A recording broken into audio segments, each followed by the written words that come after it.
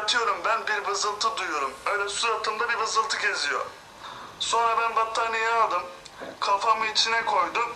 Ona rağmen abi arı vız vız vız hala içeri nasıl girerim diye kendi kendine mücadele ediyor, kendini bitiriyor. Diyorum ki içimden, git kardeşim bak orada Derya var, Pascal var, etli metli adamlar. Bizde ne uğraşıyorsun? Vücudumuzda 2 gram kan yok. Git onlara saldır. Yine arkadaş dinlemiyor. Babacım git diyorum, işinle gücünle ol, git diyorum. Ondan sonra baktım abi olacak değil. Bir kalktım, ne göreyim? Bizim arı vız vız vız. Dedim nasıl geldin? Nereden geldin? Dedi vız vız, seni buralarda bırakır mıyız? Yarışmalarda kuvvetlenmen için Egebal yiyiniz dedi.